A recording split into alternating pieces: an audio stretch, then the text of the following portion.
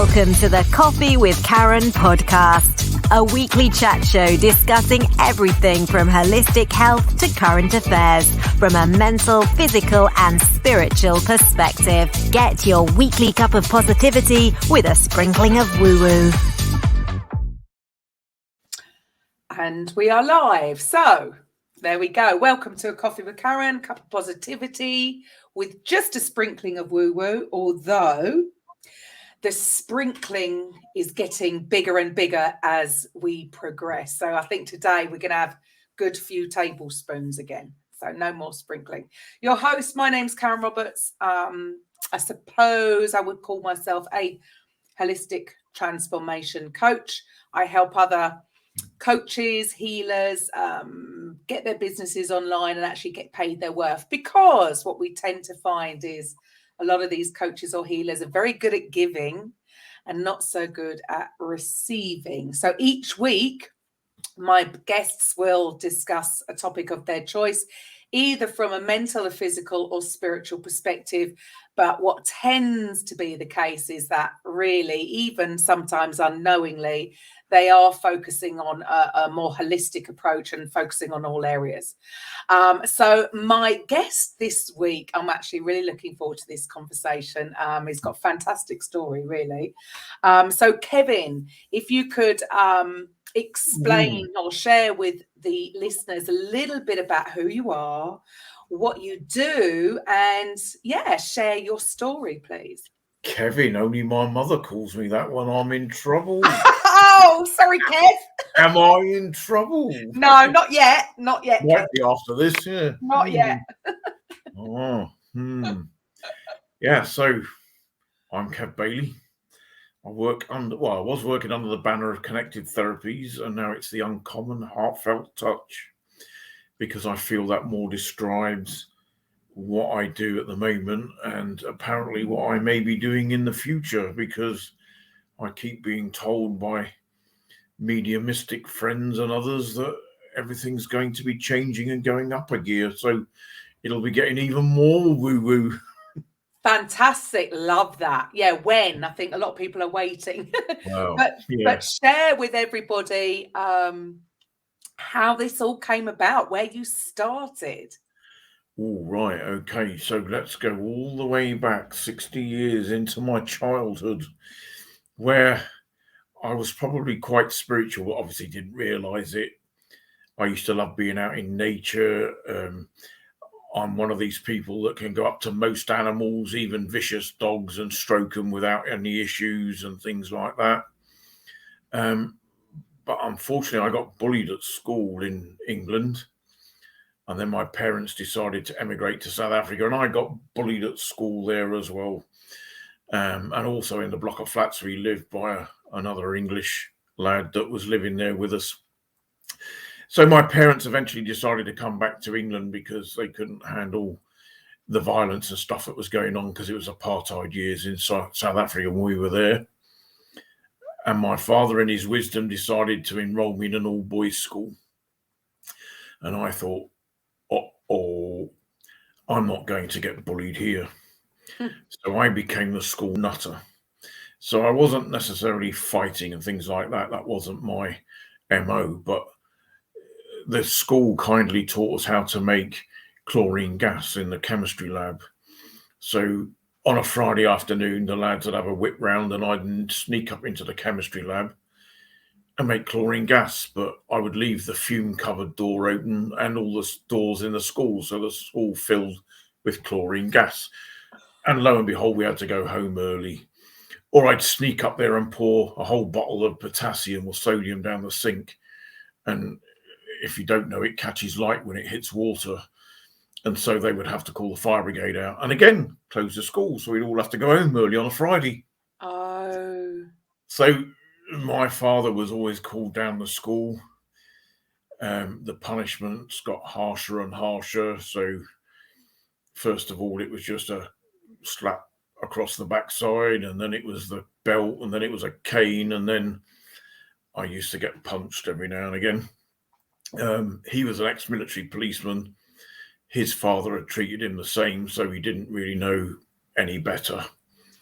However, I continued to rebel against him, and I got that bad. I was actually hanging around with biker gangs in Plymouth and all sorts, and I went the full whole hog until one day my father and he was punishing me. He was hitting me in the stomach and dropping me and then picking me back up by the ear and dropping me. And he went to do it a third time and I hit him.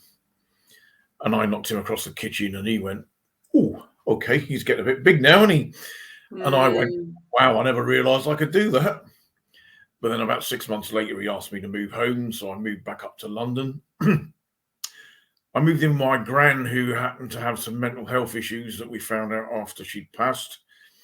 But I couldn't handle staying with her because I'd got to know a Sikh guy who I was working with, who used to come around the house. And while he was there, he was the nicest bloke in the world. But once he'd gone, my gran used to call him all sorts of not very nice things.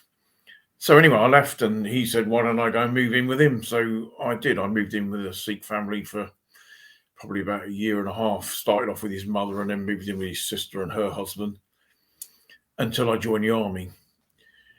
I don't know why I joined the army. I'm an Aquarian. I don't like rules and regulations, but hey, here we go. And so I joined the REMI for 12 and a half years, sorry. And in that term, I learnt a trade, but also the army channeled all this aggression and whatever you want to call it that I was getting into a positive way. People, if they do remember the program Soldier, well, I was Tucker. I was the one that was always in trouble when doing things in the army and getting up to all these pranks and stuff like that. So the army was probably quite glad after 12 and a half years when I left. I left because I wasn't very fit towards the end of my army career. I'd spent 7 years in Germany and drinking like a goldfish and smoking like a train, and because it was all cheap over there. And then I got posted back to the paratroopers in Aldershot, who happened to be one of the fittest regiments in the British Army, meeting one of the unfittest soldiers in the British Army. So I volunteered for Northern Ireland so we could part company.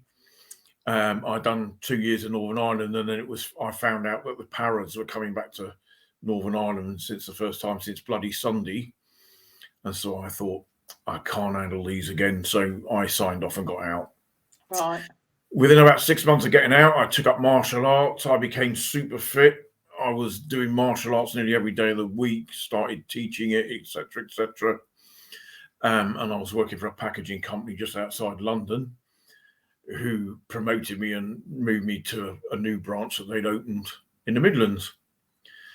Unfortunately, that didn't quite work out, so we parted company. I then ran a pub, and it was during the time I was running the pub that my father and I had repaired our relationship, and we started to get on very good terms. And then he decided to pop his clogs and go home. So he didn't realize it, but he had heart issues, which gave him septicemia, and he kept collapsing in pain with a bad back. And eventually we had to turn off the life support machine. Oh. So that made me really, really angry that we just repaired our relationship and then he's gone and exited stage right. So I was also running a pub at the time and trying to keep the Pound Your Nose Brigade out and the Village Idiots, which was also winding me up and making me angry. So I had a conversation. Well, no, I started off with a book review, and it was Lorna Burns' Angels in Your Hair. So normally I wouldn't read book reviews, and I certainly wouldn't read one about angels. But anyway, I asked my ex-wife to go and get me it as she was going into town. She thought I'd fallen down the stairs and banged my head, but hey. So I didn't. I read it, and it got me quite emotional. There was some quite poignant things that she'd written. And then I had a conversation with somebody in my pub about the book, and she said, "Oh, I know a bloke that can come down and sort you out." So a medium called Shane Darby came down to do a rescue job on me. And while the pub was shut, we were sat in a back room, and there was me, my dead dad, and Shane, and we were all blubbering because we could all feel the emotions and knew what was being said and stuff like that. he was a bit too far away to go to his meditation classes, because I'd learned a little bit about meditation doing martial arts. So I then had another conversation in the pub with somebody else who says, oh, my mate goes to a place down the road. So I went to a lady called Sally Wathen's meditation nights. And after about the third or the fourth thing, me being a total skeptic and disbeliever, started to see and feel things. And I went, ooh, there is a little bit more to life than you think. Yeah, you've been a bit of a prat. So I continued to do the meditation nights, but she also taught spiritual healing, kinesiology, and crystal healing. So I spent about 6 years training with her. And I also went to the Corinthian church to get a bit more hands-on experience of spiritual healing. However, I knew I had an issue with my dad still. My granddad, my dad and myself were all in jobs which, although it was well paid at Rolls-Royce, I felt it was a bit dead end and I wasn't going anywhere. And they were in the similar jobs, but coming up to retirement, so they couldn't really leave and find something else. So they were also both in marriages that weren't particularly good. If you remember, my gran, apparently she was schizophrenic. So my granddad was putting up with that. My mum had her issues that my dad was putting up with. And then I was in a marriage that I had issues that I was kind of putting up with as well. And so I got recommended to go and see a lady called Jeannie Rogers near Banbury, who's a shamanic healer. So I went, and when I got there, she picked up on my heart issues, because both my dad and my granddad died of heart issues. And so it felt like she had a 12-inch red hot knitting needle and she was shoving it through my heart for about 5 minutes. And it was absolute agony. But after that, the heart cleared. Wow. She then done 3 soul retrievals on me, one to a young girl I had when I first joined the army, a girlfriend. One of my dad, he had a part of my soul and I had a part of his, and we had to swap it. And then there was one swimming out to sea at the time, and that was my marriage breaking up. So anyway, she brought those back, and then I said I wanted to break the chain of the granddad, dad, and then me going the same way. So she made me journey to the Hall of Akashic Records, where I met this guy, Jesus looking, with all the beard and the robes, and he brought a parchment and I signed it, he signed it, and I gave him a pearl as payment, on the proviso that when I came back to reality, I would give a pearl. So a couple of months later, I went down the local river and I'd done a bit of a ceremony and I chucked a pearl in the river. And then as I was driving home, I got about halfway home and I got pushed in my third eye right back into my car seat. And I went, what the? And then I realized, because I don't do subtle, that they're giving me the message that I've just fulfilled my side of the bargain, so they're going to fulfill theirs. And so I still had the heart issue. I had a bypass 2 years ago, but it didn't kill me. Right. So now I can carry on to do whatever it is I've got to do. I've had another health scare recently with a bit of pneumonia and pleurisy, thanks to our friend COVID. But I also, the emotion behind that was still linked to the heart stuff and the fact that I hadn't let the emotion go. So with the two of them together, I had to really sit down and have a look at my emotional crap and go through it and learn why I've manifested the health issues that I have. And I hope I've learned the lesson, because I don't want another one. I don't want another hospital trip. No. So I can move on. So basically, That's my story. That's pretty incredible story. You've been through quite a journey there, and obviously a lot of generational stuff going on. But for you to actually be aware of that, I mean, what do you think? So the thing that sparked this off, you just said that it was this book. What Yes. Can you remember? What triggered? What made you even want to purchase? What was it that got you interested? I really don't know, but I'm sure it was spirit giving me a slap round the ear hole and saying, oi, read that, Well, I was going to say something like you say, you weren't interested in that kind of thing. You've gone into the army, you've done this, Yeah. that, and the other. I mean, I know martial arts, there's a yin and a yang, so they can be a little bit spiritual, but not always. So Indeed. going from, and running a pub, that's not your normal, if there ever is a normal, but it's not the usual way into this arena. So for you to go through all of that, know that you've got to do some healing yourself, which is all linked to what you've gone through as a family, and then to really go. I mean, it's not just everybody that goes here, starts looking at the Akashic records. For starters, for the listeners out there who are going, what on earth is that? So we might have sort of jumped a few hurdles here. Yeah. So can you explain to the listeners, number one, let's talk about just spiritual healing for a moment. How would you explain that to people if they haven't really come across this? Because we're going into quite a bit of the woo-woo side of things. Okay, so when I did go to Jeannie Rogers, I ended up becoming her unofficial apprentice as a shamanic healer. I used to invite her up to do, because I'd already started to do kinesiology and stuff part-time. So I used to start inviting her up to help me with my harder clients. So I did her shamanic course, and then I would be in the room with her and help her and assist her to do things that she may need to do on a client, like remove entities and things like that. So it was quite interesting. So I don't call myself a shaman, but I do use shamanic techniques to help people heal. But coming back to your main point, the Akashic Records is a library of everything that has ever happened in the world over the whole of its history. And it's recorded there. It's in, I don't know what you want to call it, another dimension, maybe. It's a place that if you can raise your vibration, you can go and visit yourself and get information and things like that. If you can't, then maybe you need to go and visit somebody who is able to have that gift and go and do it for you. Mm-hmm.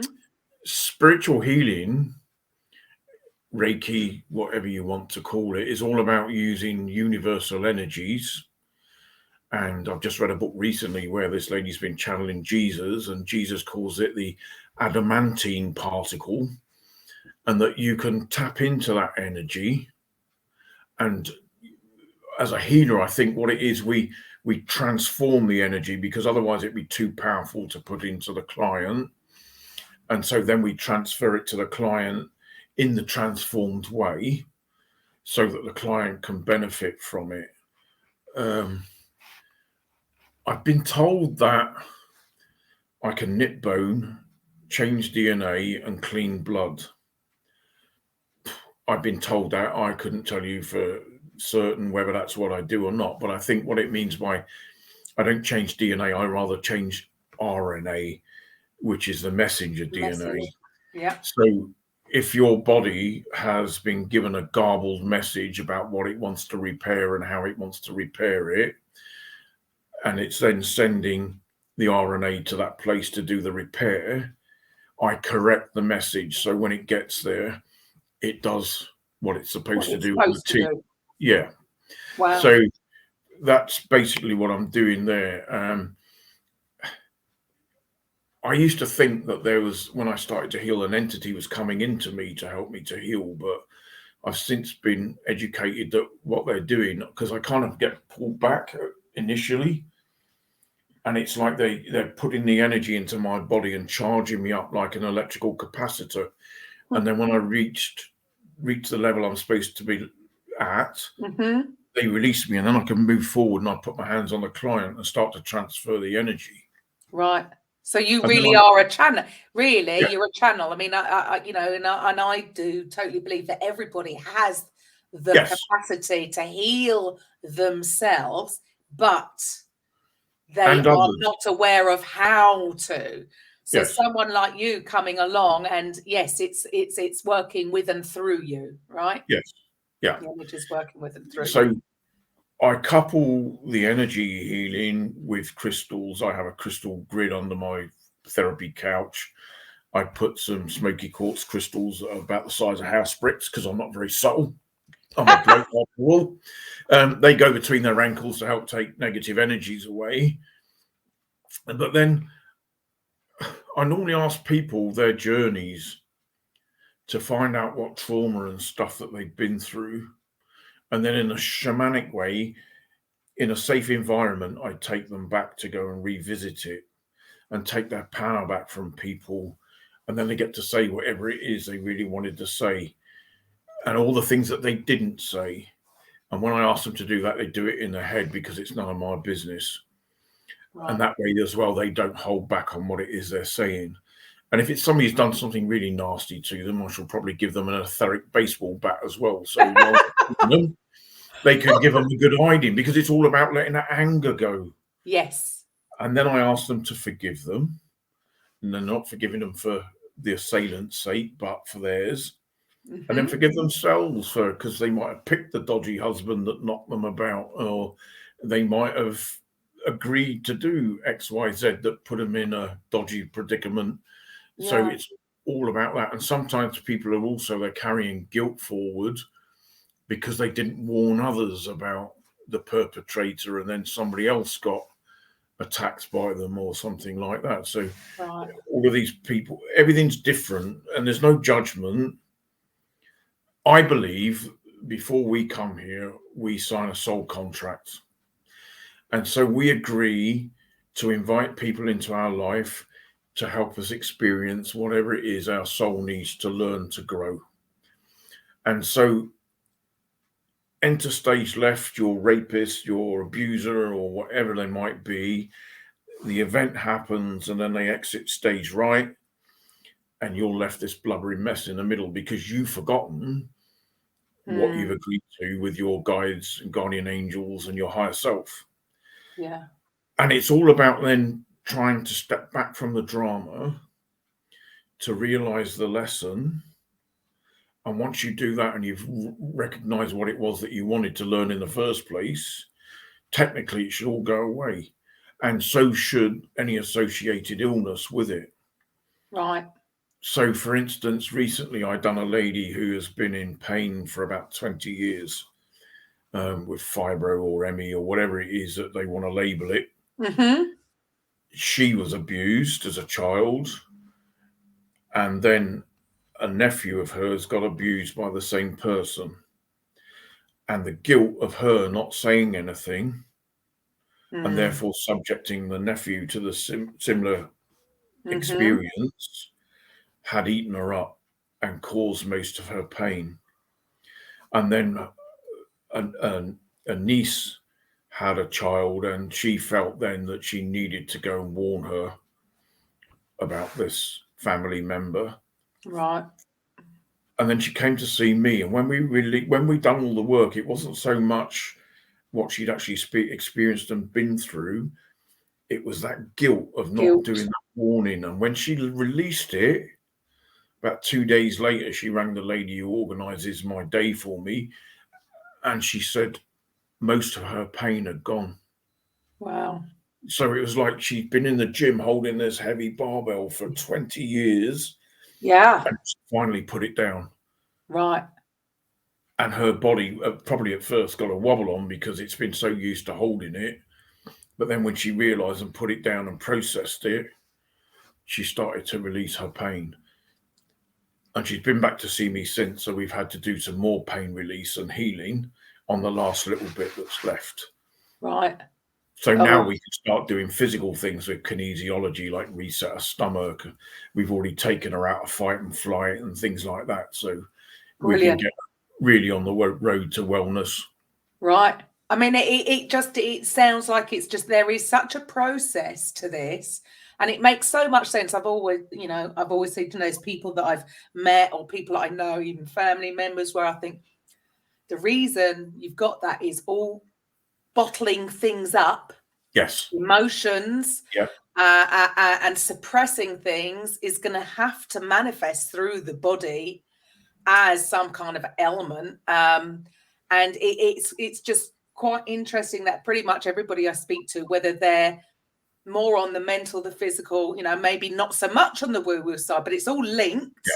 The fact is that the body is going, something's going to happen. You cannot have those such strong emotions, feelings and emotions that are not going to do, especially if it's been held onto for so long.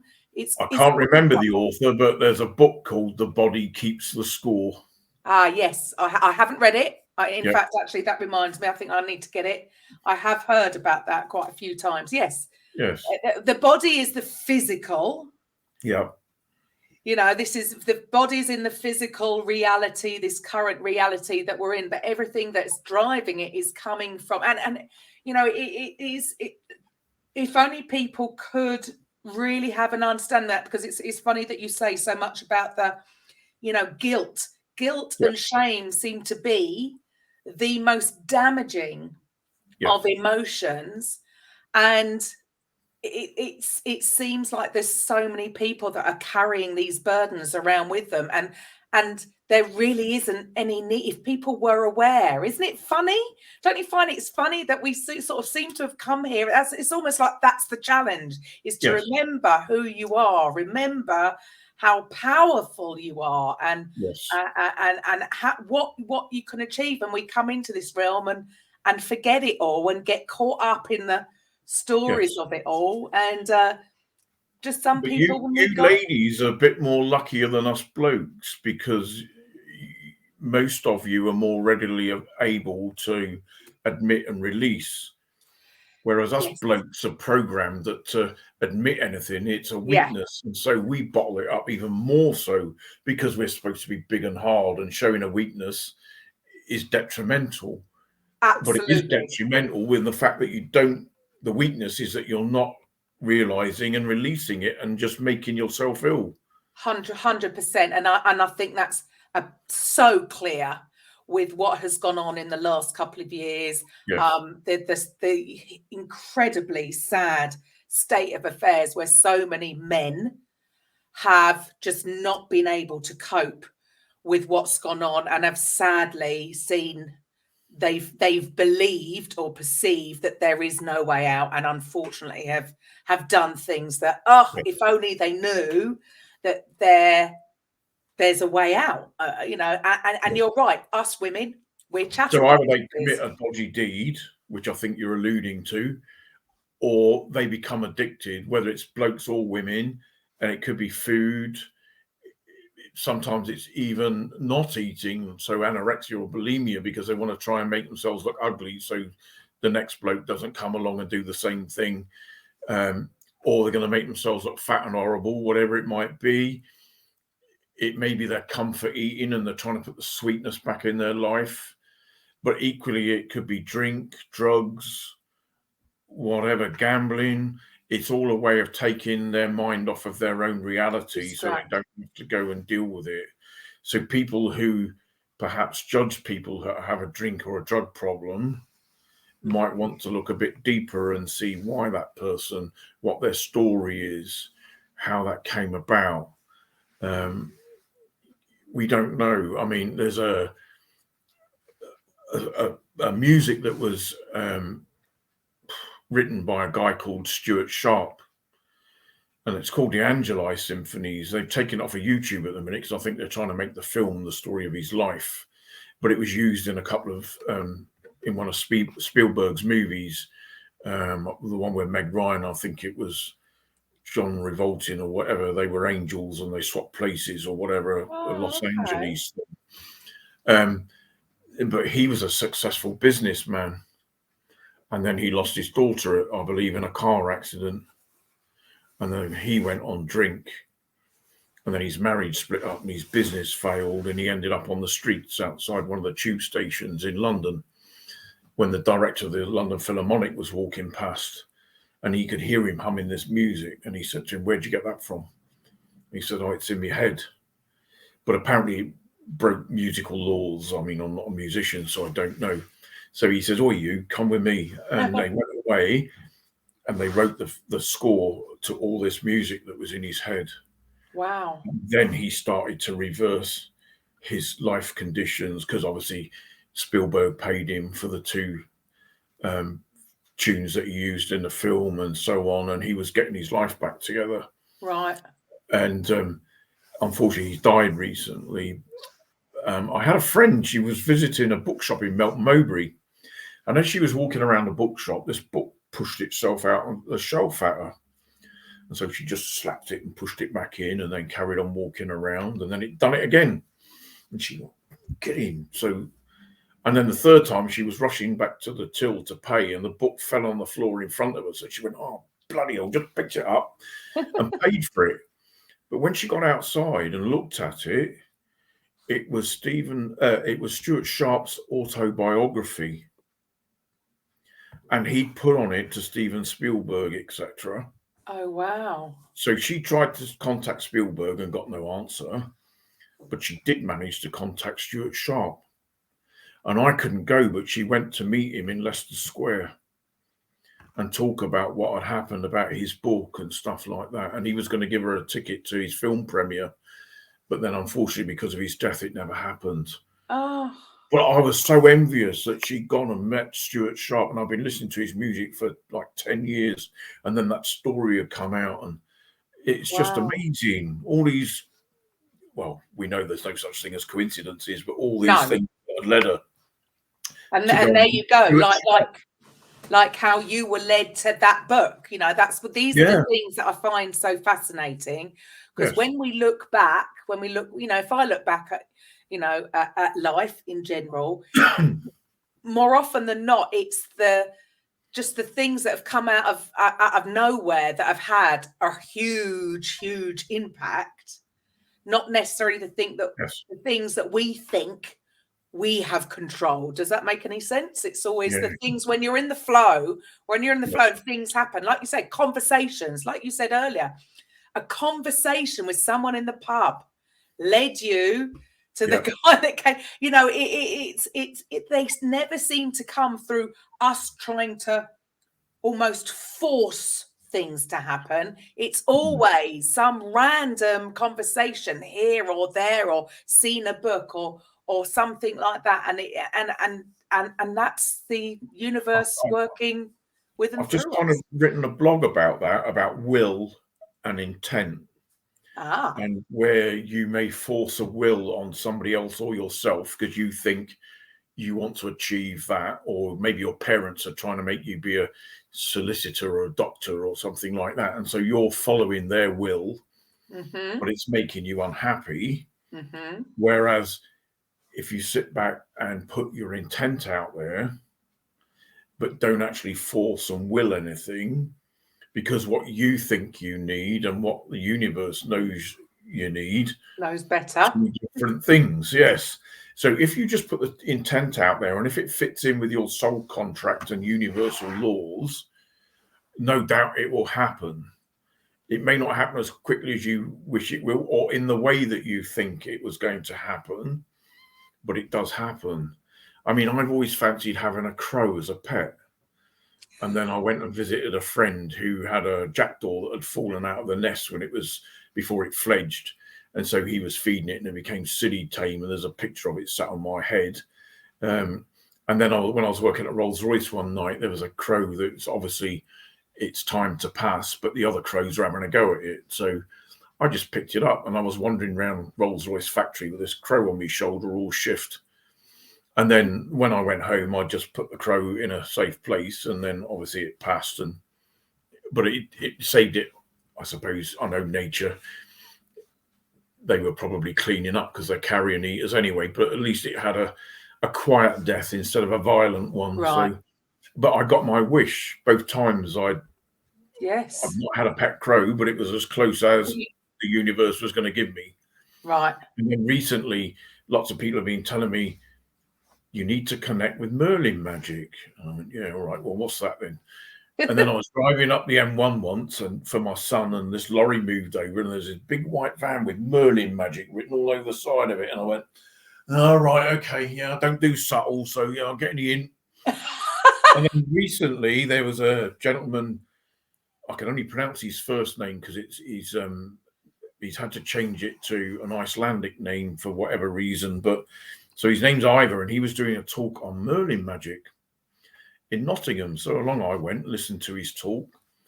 Apparently he's ex-forces. He's an ex-para. Oh dear. Right, another one. But I'm going to go and visit him soon because he's obviously a druid priest, but he's also a medium and stuff as well. And I'm hoping that he can shed some enlightenment on the next phase of my story and where I'm supposed to be going with this Merlin magic and stuff. So, watch this space. It's just absolutely magic. The things that have happened recently, I think because of my illnesses and stuff, it's all about compression. Yeah, and it's making you look at yourself and have to go inward and things like that. And then because I've done that and a few other circumstances recently, all of a sudden it's expansion. So things are moving fast. Yeah, and I'm starting to learn new things. My healing's changing already and stuff like that. And it's just absolutely amazing. And that's because you've taken the time out to do the inner work. Yes. Oh. We have to, and I have to go to other people to help me. Like I went to Jeannie Rogers that time, and I've been to a lady called Stacey Keast, who's another shamanic healer, and she's had to do things to help me to release my past so I can move forward. Right. But some of the things that these people tell me I have been doing in my past is amazing. Going back to Atlantis and things like that, and I'm going, really? Okay, yeah, but I don't believe in. So do you know how many past lives you've had? How many experiences? Apparently I've been around quite a bit, and I've had, probably, I don't know, a couple of hundred or something like that. Right. You're supposed to be able to tell if you fold your, I don't know if you can see it, but you fold your thumb into your hands and all the creases down the line of your thumb are all the past lives you've had. Oh. So you've been around a bit as well then, have you? Why do you say that? Why do you say that, Kev? Why do you say that? Where did that come from? I have been told that, yes, I've been there a few times before. Because it's funny, there's a few people in my life that I've been told I've had a life with back in Atlantis, and we were healers back then, and we'd done this, that, and the other and stuff. So, again, unfortunately, up until now, I can't connect like that. I can connect when I'm healing. I get messages about how to heal people, but I'd love to be able to connect, and maybe this is my next stage, to get higher knowledge and things like that, and to remember what I can do and how I can do it. Because it was like my mum, she's recently passed. However, when she was here, she was confined to a chair or a bed and in a nursing home. But I used to go down, and because she was still compos mentis, and say, "Mother, do you want a healing?" She used to say, "You think you're bloody Jesus, you are, but you ain't, And I'd say, "Well, you don't want a healing then, Mother?" And she said, "Yeah, go on then." And then the last time I went down, her hands are really painful with arthritis, and I used a couple of crystals and got her to put her hands on top of them. And then when I said, "Right, Mother, it's switched off now, we're finished," she nicked the crystals and wouldn't give them back. So she did know what was going on. But since she's passed, I've had a few messages now from mediums, and she's come back and saying, "You don't know the half of what you can do." You know what I mean? And I'm going, "Well, you want to elaborate on that, Mother, and tell me," but they're not allowed, are they? You've got to find out for yourself. So brilliant. Yeah. Oh, love that. Love that. Well, I mean, and that's what it just seems to be. That's our thing, is to figure it out ourselves. And the only way we can do that is by going inwards. And I mean, I find it so, the whole thing, it totally intrigues me. Look, I come from a very physical side of, my whole life, adult life, was in the, all to do with physical fitness and healing on a physical side of things, sports therapy. There was no woo-woo involved. I'm sure there was naturally, intuitively. I could always sense, I knew exactly where the pain was, whether it was because I was doing it for so long or I was starting to sort of tune in. But I just find it just so the missing link. I mean, I joke about even this whole show calling it, and it's just a sprinkling of woo woo, whereas the reality is that it is a woo woo, but we've just become so separated from it all when we're only focusing on the physical. And that seems to be the sad thing and I don't want to upset anybody with religion or anything, but it seems like that there has been this missing part that I do think that the powers that be have interfered with our free will to program us to be separate and divisive, whether it's race, religion, creed, whatever it might be. And now they're using gender. If you look at new housing estates, it's all drive on, drive off, and you perhaps only talk to your neighbours and nobody else. Whereas in the old days, it used to be community and everybody knew everybody, sometimes to your detriment. But however, if you were in trouble, most of the community used to help you. Yeah. And so that's what they're separating the elderly from the children. Everything is all. And I even think that's why they're closing pubs, because they don't want you in there plotting the next revolution. You know what I mean? So there's. I would, yes, I would agree. They don't. The whole thing with the last couple of years has all been about separation, hasn't it? Yes. Keeping everybody from, mixing with anybody else. The whole six. Yes. It's all been to. And that's what we really need to do, is to get back together and get that unity and start talking and having a bit more empathic things about people and what they've been through and what they believe in. I mean, I went to visit a friend the other day, and I happen to believe that what Putin's doing is not necessarily all bad, and he was adamant that Putin's compared him to Hitler and Genghis Khan and all that, and threatened to throw me out his house if I carried on talking about it. But that's fine, that's his belief, that's what he wants to believe. But perhaps he could have been a bit more empathic towards my belief. Yeah, sure. That's the way it goes.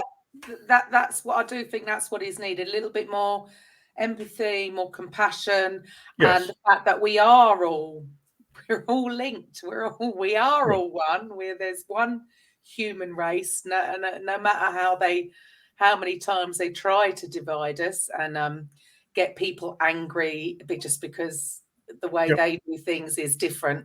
And it's quite interesting that but people don't realise either that the anger, when you send that thought form at somebody, or I hate you or whatever, you are actually harming them.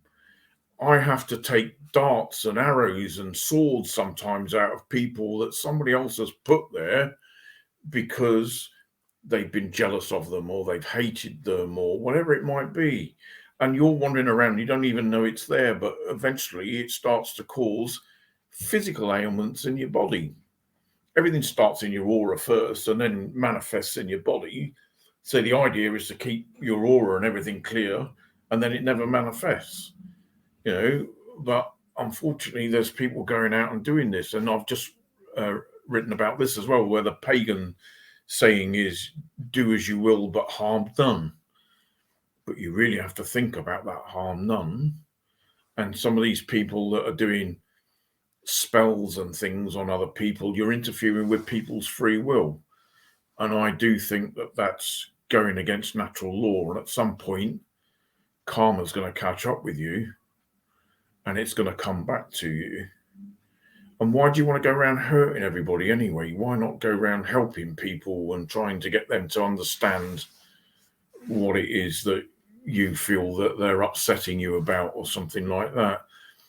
Maybe go and sow seeds in conversations. What if you thought of doing it this way, do you not think that might be better, or something like that? And then just leave it and let them go away and think about it, and then see if they can work it out for themselves. And there you go. Your job is not to do their journey for them, but is to help perhaps guide them onto the right path so they can go and do it themselves. Guide, and that really is the thing. I think it is. It just seems a shame that we haven't been taught this stuff, throughout Yeah. school. And again, we'll go Well, back to definitely in school, we should be doing all of this. oh, But it's the programming, isn't it? They don't want us to know.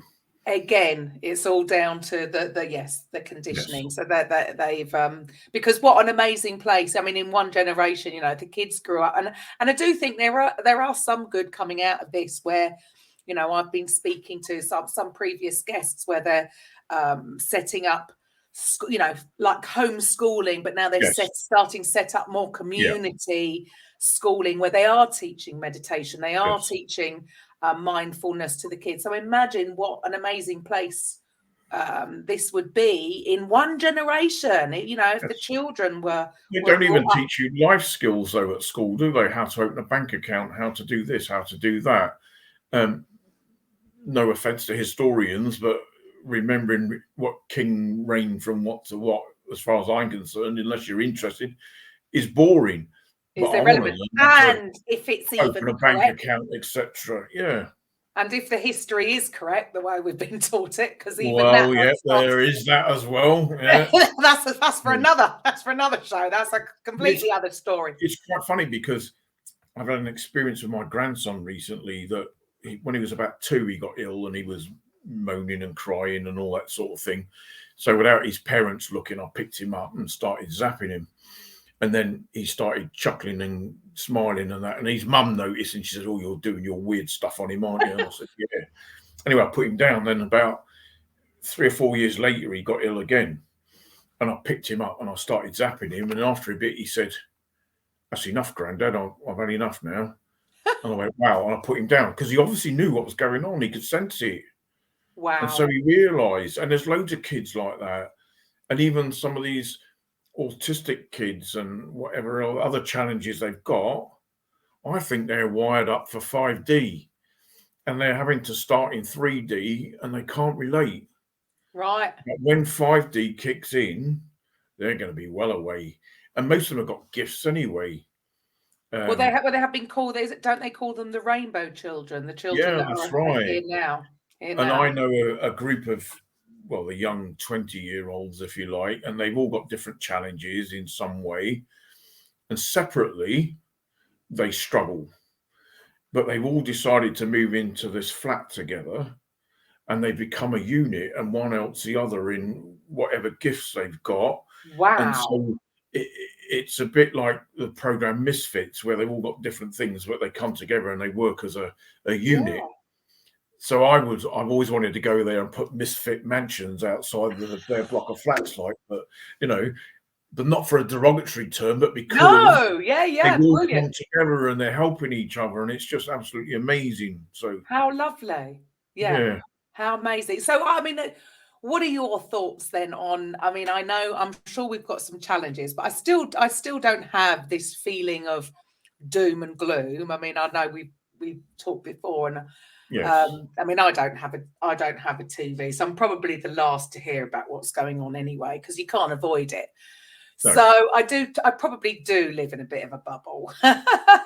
Sometimes that's a nice way to live because you're not feeding the fear and stuff, are you? So no, not at all, not at all. And I do not regret it, and I'm not replacing it. No. Not anytime soon. At our level, we perhaps can't do that much about it anyway, other than put the good intentions and thoughts and try to manifest what we want, what we see as a nice world, etc. Yeah. See, I don't. So I don't. So this is the thing. I still don't have this feeling of doom and gloom. I still think everything is all gonna work out.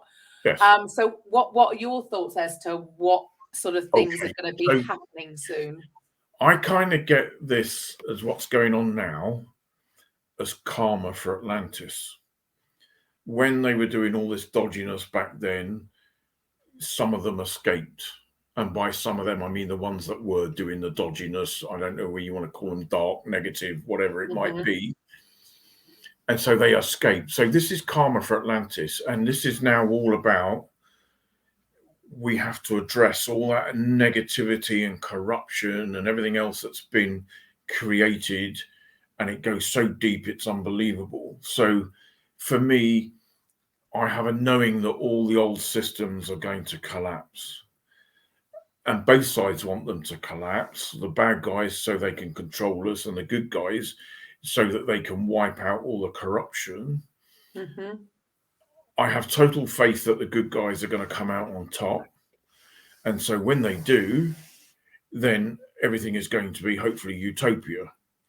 It's like a pendulum. It's swung all that way negative, Yes. and now it's got to come back, and it'll probably swing too far positive over 2,000 years, and it's got to come back again, but hopefully not as high, and it will keep doing that, because you've got to have duality to be on Earth to learn lessons. So yeah, so I think it is a good idea.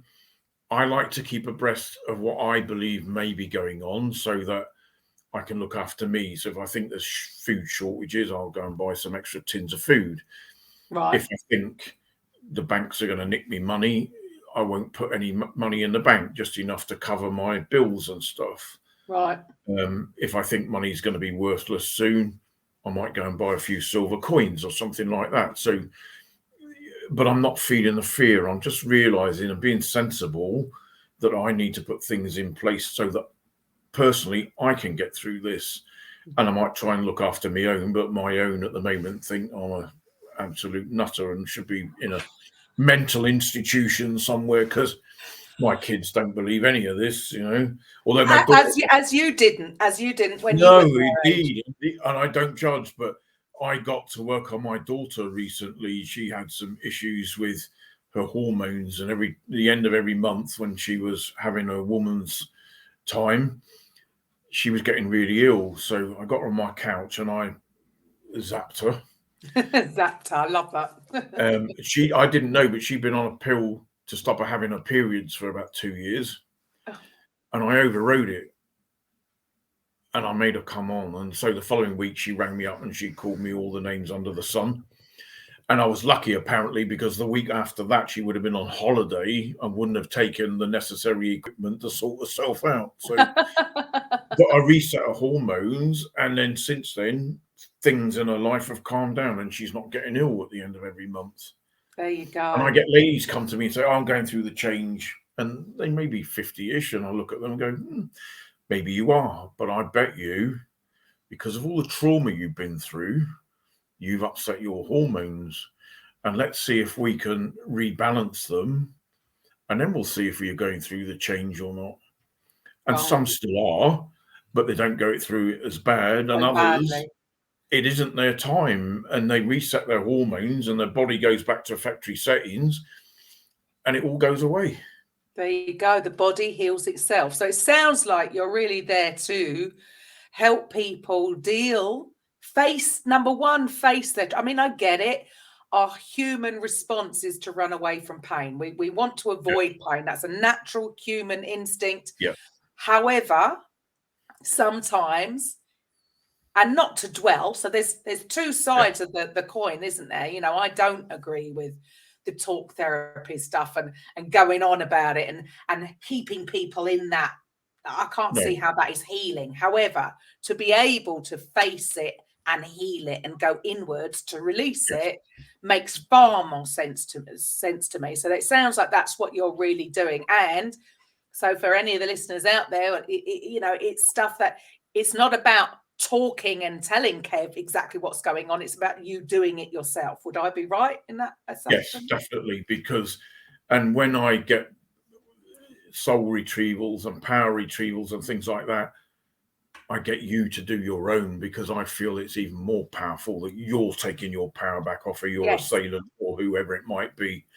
And I get you to do your own soul retrieval. Yes, I help to blow it into your body and stuff, but you're bringing it back and you're reintegrating it. And then I get you to go out and do something that you might have loved to have done at that age. So if you was a child, go and draw a picture, jump in a puddle, or have a bag of sweets, whatever it might be.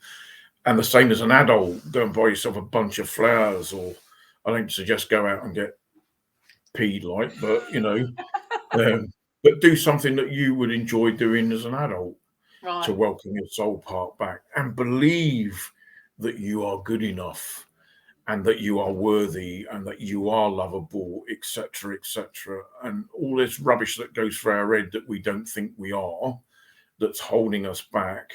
and stopping us reaching our full potential. It's just absolutely unbelievable. That does seem to be, I think the sum up for everybody is that somehow, and I'm sure nobody escapes this. Nobody. No. There will be stuff, and everybody's gone through different, and it's not about who's had the worst childhood or not. It's not some people, it's almost like it's a competition, because what could have been just an argument with a friend could have caused as much trauma in a child dealing with that than some people going through what we would consider to be absolute hell. It's personal. There's no yardstick to measure how big the trauma is. Trauma's trauma, and it could be as simple as how it leaves you feeling. If something has happened, that could be somebody said something to you. If it's made you feel in a certain way, it's going to have an effect. And I find that so interesting that there's, everybody has some stuff that is holding them back that can so easily be solved. So for the listeners, so if they're not, watching the video, so they've got your links. Yeah. If somebody, out there that's listening in that thinks, I'd like to go and see Kev. Let's see what Kev can do for me. How would they get in touch with you? The best way is through the website. So www.theuncommonheartfelttouch.com. We can either arrange an appointment in person. We can do it remotely over Zoom, however they wish to do it. I also have a circuit of venues: Leicester, Birmingham, Nottingham, sometimes London and Manchester, and I'm just about hopefully to start one in Sheffield. So, and I'm willing to go anywhere. So if somebody can get 4 or 5 clients together, wherever they may be, I don't mind going down and doing what I call a healing day. And, as long as it covers my costs and stuff like that, I'm up for doing anything. So what would you, to the listeners, give a sort of an overview of exactly what you do? You're a healer. Are you what services, I suppose I should call it, do you have on offer? So I mix shamanic healing with kinesiology, crystals, and energy healing. So when I'm doing the emotional stuff, I would put you in a state of weakness using kinesiology. At the end of it, I would test you for Bach flower remedies using it, because they help your emotions or to overcome your emotions. But I take you through shamanic scenarios with people. And then the last part is then, once we've taken all that negativity out, we have to replace it with positivity. So that's the healing part of it. And then, like I say, test you for Bach flower remedies. And then we'll see if there is something else that we may need to do, because some people have got autoimmune conditions and things, their central meridian would be out. So I would put that back in. And then once they've gone away and processed that, which normally takes 2 to 2+ hours, I get them to come back, and then we start to do physical fixes with kinesiology. So there are 17 muscle tests I would do. And depending on the results of those tests, your body tells me what it wants to fix and in what order it wants to fix it. And then using lymphatic drainage, running meridian lines, neurovascular points, and so on, that's how we fix it. And we know we fixed it because we retest the muscles and they should all have gone strong. Wow. So you really are focusing on the mental, the physical, spiritual. And that is a real complete holistic way of healing. Love it. So it's and not also just with the kinesiology, we can do vitamin and mineral deficiencies, food allergies, all that sort of thing as well. So just to complete the picture. Awesome. Well, what a complete, and I love this, and this is why I love speaking to people like you, because it really does sound like that people are coming out and adding modalities to what they're doing, whereas before you were either this, everybody's wants a label on their head. Yeah. I'm a this, I'm a massage therapist, people are coming together and there's all sorts of added extras going on, and I love it. And this is the way forward. So look, Kev, thank you so much for your time. I could talk to you for hours. No, thank you, Karen, for inviting me. Lovely. So I hope the listeners got something from that we went there, didn't we? We went a little bit off into the woo-woo, which is absolutely amazing. So yeah, thanks for your time. And to the listeners, I will be back next week with a coffee with Karen. Bye for now.